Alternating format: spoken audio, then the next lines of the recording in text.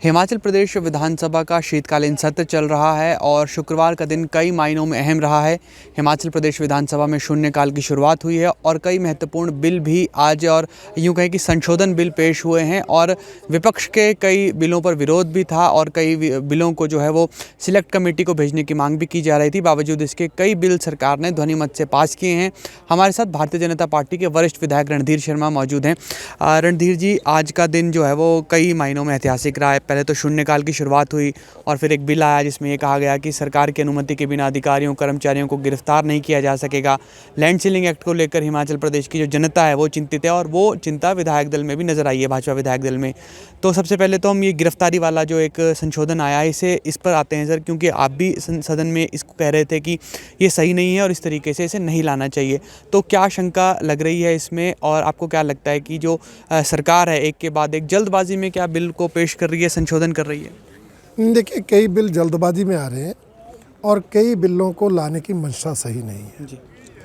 जो अधिकारियों कर्मचारियों को गिरफ्तार करने के लिए परमिशन की बात है, उस मामले में सरकार की मंशा सही नहीं है। वो कहते हैं कि अगर लोग सेवक मतलब सरकारी अधिकारी कर्मचारी अपना काम करते हुए कुछ गलत काम करते हैं, हालांकि गलत शब्द वहाँ नहीं लिखा है, तो अगर उनको गिरफ्तार पुलिस ने करना है तो सरकार की परमिशन चाहिए। अब ठीक काम करने वाले को तो कोई गिरफ्तार नहीं करता, लिखा नहीं लिखा गलत काम करने वाले को गिरफ्तार करना है। तो मेरी शंका ये थी कि सरकार अपने दबाव और प्रभाव से अधिकारियों से गलत काम कराएगी। आज अधिकारी मना करते हैं कि नहीं, हमारे गिरफ्तारी होगी, हमें जो है सज़ा होगी, तो सरकार ने कह दिया नहीं, हमारी बिना परमिशन से आपको कुछ नहीं होगा। अब सरकार उन पर दबाव डाल रहे, उनसे गलत काम कराएगी, गलत निर्णय कराएगी, फाइलों पर गलत साइन करवाएगी और सरकार उनको गिरफ्तार नहीं होने देगी जब सरकार से पहले वो रिटायर हो जाएंगे। ये हमारी मंशा थी, इसका कोई जवाब नहीं दिया गया। बाद में मुख्यमंत्री ने कहा ठीक है, हम एसओपी लाएंगे। हमने कहा पहले ले आओ, पहले एसओपी लाओ, इसकी जल्दी क्या है। परंतु बहुमत उनका है, उन्होंने उसको पास किया है। परंतु इस बिल अमेंडमेंट से साफ लगता है कि ये सरकार ना तो पारदर्शी है ना ईमानदार है।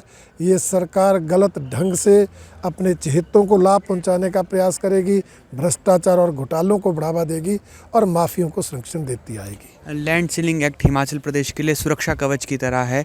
हम देखते हैं कि हमारे पड़ोसी राज्य उत्तराखंड में इस तरह के एक्ट ना होने की वजह से क्या उत्तराखंड के लोग झेल रहे हैं। हिमाचल प्रदेश के लिए सुरक्षा कवच के तौर पर देखा जाता है और आज एक संशोधन आया है। राधा स्वामी सत्संग व्यास के साथ अन्य संस्थाओं को भी छूट दी गई है। मुख्यमंत्री कह रहे थे कि भाजपा इसका विरोध कर रही है, हालांकि आप लोगों ने स्पष्ट किया कि विरोध इसका नहीं हो रहा है। तो भाजपा का सर क्या रुख है इसमें, जनता के लिए स्पष्ट करें थोड़ा।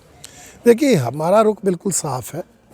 हम राधा स्वामी सत्संग व्यास या और भी जो आध्यात्मिक धार्मिक संस्थाएं हैं उनका पूरा सम्मान करते हैं और इस संस्था द्वारा चलाए गए सेवा कार्यों की सराहना करते हैं। भोटा में वो अपनी ज़मीन में एक हॉस्पिटल चला रहे हैं, परंतु उस हॉस्पिटल को चलाने का और ट्रस्ट है। वो चाहते हैं हमारी ही ज़मीन हमारे उस ट्रस्ट के नाम हो, जिसमें अभी तक लैंड सीलिंग एक्ट जो है, क्योंकि उसमें उन्होंने पहले ही छूट ले रखी है, रिलैक्सेशन ले रखी है, इसलिए वो आड़े आ रहा है। उसके लिए अमेंडमेंट लाने का उनका उद्देश्य था, परंतु अमेंडमेंट किसी एक संस्था के लिए तो आएगी नहीं, तो इसलिए वो जनरल अमेंडमेंट ले आए। अब जनरल अमेंडमेंट आएगी तो उसमें ठीक है, उनका काम तो होगा, उनकी समस्या का समाधान होगा, होना भी चाहिए, हम भी उसका समर्थन करते हैं, परंतु उसका दुरुपयोग होने की संभावना है।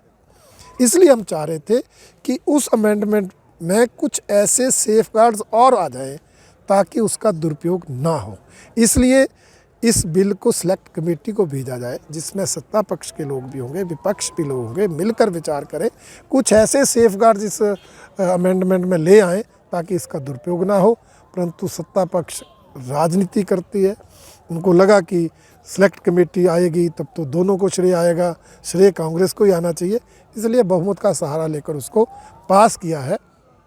मैं यही गुजारिश भगवान से करना चाहूँगा कि अमेंडमेंट तो आ गई है, परंतु इसका दुरुपयोग ना हो, हिमाचल के हित सुरक्षित रहें, यही मैं कामना करना चाहता हूँ। जी। राजनीति के बीच जो हिमाचल प्रदेश की जनता है सर, वो लैंड सेलिंग एक्ट की जब भी कोई जिक्र आता है तो जनता के बीच चिंता होती है। खासकर हम सोशल मीडिया पर देख रहे हैं कि न सिर्फ जो बुजुर्ग लोग हैं, अनुभवी लोग हैं, बल्कि युवा भी इसको लेकर चिंतित हमें नज़र आए। और युवाओं का एक बहुत बड़ा कंसर्न था कि कहीं ये जो एक संशोधन ला दिया गया, इसके बहाने हिमाचल प्रदेश के हित जो हैं, हिमाचल प्रदेश की जो चीज़ें हैं, और धीरे धीरे कहीं ऐसा ना हो कि बाहरी लोगों के हाथ में चले जाए। सदन में भी ये चर्चा आई कि कहीं ऐसा तो नहीं जो हिमाचल प्रदेश के लोगों के नाम पर ही ओनरशिप है, लेकिन जो उसका इस्तेमाल है वो बाहरी राज्यों के लोग कर रहे हैं। तो सर, आपको लगता है कि ये एक बहुत बड़ी चिंता है हिमाचल प्रदेश के लिए भविष्य के लिहाज से अगर देखें तो? निश्चित रूप से हमारे आदरणीय नेताओं ने, चाहे वो डॉक्टर YS परमार हैं, चाहे हमारे आदरणीय शांता जी हैं, धूमल जी हैं, आदरणीय वीरभद्र जी रहे हैं, इन सब नेताओं ने हिमाचल के हितों को सुरक्षित रखने के लिए समय समय पर ऐसे कानून और नियम बनाए हैं। हमारा दायित्व बनता है कि जो भावना उनकी थी, जो मंशा उनकी थी कि हिमाचल के हित सुरक्षित रहे, हिमाचल में छोटे किसान, छोटे बागवान हैं, लैंड होल्डिंग्स कम है, कहीं बाहर के लोग आकर पैसा देकर उनको खरीद कर यहाँ हिमाचली जो है वो बिल्कुल जिसको कहते हैं बेकार होकर ना बैठ जाए, इस दृष्टि से चाहे वो लैंड सीलिंग एक्ट है, चाहे वो ये लैंड होल्डिंग एक्ट है, ये सब आए थे। अब उसको बचाए रखना हमारी जिम्मेवारी है। इसी जिम्मेवारी को निभाते हुए आज हमने अपनी शंकाएं सदन में प्रस्तुत की हैं। परंतु मुझे लगता है कांग्रेस के लोग सिर्फ राजनीतिक दृष्टि से काम करते हैं, उन्हें हिमाचल के हितों की परवाह नहीं है। परंतु हम विपक्ष के नाते हिमाचल की जनता को ये विश्वास दिलाना चाहते हैं कि हम इस कांग्रेस सरकार के हाथों हिमाचल के हितों को बेचने नहीं देंगे। हमेशा हम हर उस काम का विरोध करेंगे जिसमें हिमाचल के हितों पर कुठाराघात होगा। जी, आपने समय दिया, आपका धन्यवाद रणधीर जी। Thank you. Bharatiya Janata party के वरिष्ठ विधायक रणधीर शर्मा से आपने एक खास बातचीत सुनी, और जिस तरह से शुरुआत में हमने जिक्र किया कि हिमाचल प्रदेश की विधानसभा की कार्यवाही का जो शुक्रवार का दिन था वो कई लिहाज से बेहद महत्वपूर्ण रहा है। हिमाचल प्रदेश विधानसभा में शून्यकाल की शुरुआत आज से हुई है, और ये कर्मचारियों से जुड़ा हुआ एक संशोधन आया, और लैंड सीलिंग एक्ट 1972 में एक संशोधन लाया गया है जिसमें राधा स्वामी सत्संग ब्यास ट्रस्ट के साथ साथ जो अन्य संस्थाएं हैं जो धार्मिक सेवा कार्य और कोई आध्यात्मिक कार्य करती हैं, उन्हें 150 बीघा तक की ज़मीन ट्रांसफ़र करने का संशोधन ये अधिकार देता है। और विपक्ष की चिंता इसमें यह थी कि कहीं ऐसा ना हो कि इस संशोधन के बहाने हिमाचल प्रदेश की भूमि का दुरुपयोग हो। इसे लेकर युवाओं में भी चिंता है। आने वाला वक्त बताएगा कि क्या इस संशोधन का इस्तेमाल आध्यात्मिक, धार्मिक और सेवा के कार्यों के लिए होता है, या फिर विपक्ष की शंका के मुताबिक, जनता की शंका के मुताबिक कहीं इसका दुरुपयोग ना हो। फिलहाल के लिए इतना ही। आप जुड़े रहिए ABP लाइव के साथ।